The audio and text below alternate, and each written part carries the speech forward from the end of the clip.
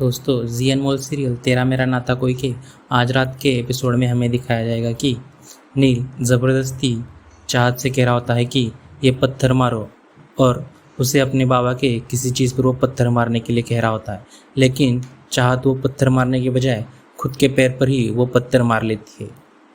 इस पर लोग कहते हैं कि अरे ये क्या हुआ, तो वो कहता है कि बहुत नाजुक है।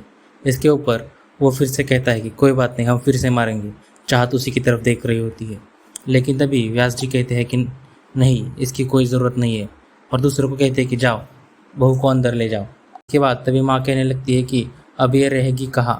तो वो कहते हैं कि शादी के पहले वो एक साथ नहीं रह सकते, और मामा जी को नील के साथ रहने के लिए कहते हैं और माँ के साथ चाहत को। इसके बाद चाहत जब कमरे में जाती है तब वो यहाँ वहाँ देखने लगती है। तभी माँ उसे ज़बरदस्ती कहती है कि यहाँ रहना है तो तुम्हें काम भी करना पड़ेगा, ऐसे नहीं रहने दूंगी। तो वो कहती है ठीक है। दूसरे सीन में ऐसा दिखाया जाएगा कि गोपाल को वहाँ खींच कर लाया होता है।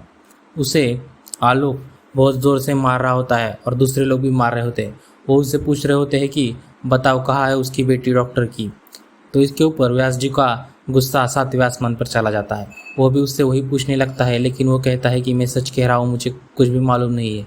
इस पर व्यास जी कहते हैं कि असंभव। यही दूसरी तरफ माँ जब राहत को काम बता रही होती है तभी वहाँ पर नील आता है और वो कहता है कि मैं काम कर लेता हूँ। उस पर माँ फिर से कहने लगती है कि ये अगर यहाँ रहेगी तो इसे काम भी करना पड़ेगा, और अगर तुम्हें काम करने की इतनी इच्छा है तो रुको। और उसे आकर दूसरे काम दे। दोनों जब बाहर जा रहे होते हैं खाने का सामान लेकर, तभी वहाँ वो गोपाल को देखते हैं।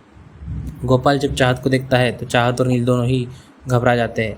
तभी व्यास जी उससे पूछने लगते हैं कि बता कौन है। तो उसके बाद वो बताने लगता है कि मैं 4 महीनों से कुछ नहीं दिख रहा, मेरे आंखों में मोती बिंदु है और मैं पहचान भी नहीं पा रहा। तो इसके ऊपर आलोक उसे फिर से मारने लगता है। यही रात को जब चाहत को बताया जाता है कि उसे बर्तन धोने हैं, तो उस पर नील उसे मना कर देता है, लेकिन वो लोग नहीं सुनते। तो फिर भी चाहत जाती है और बर्तन धोने लगती है। उसे अपने बाबा की याद आती है कि वो उसे कभी भी बर्तन नहीं धोने देते थे। तभी उसे किसी की अंदर से रोने की आवाज़ आती है। तो वो देखते हैं कि व्यास जी रो रहे होते हैं, वो अपनी सरस्वती की यादों में होते हैं। तभी उन सारी बातें पीछे से चाहत सुन रही होती है।